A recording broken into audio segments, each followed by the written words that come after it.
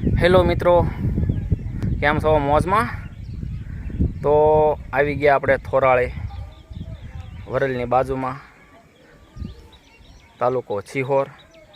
તો ના બીજા માળે ટીટોડીના ઈંડા છે.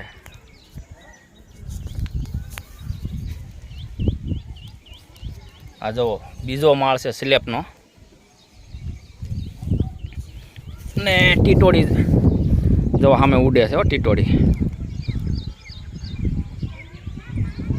જોઈ લે.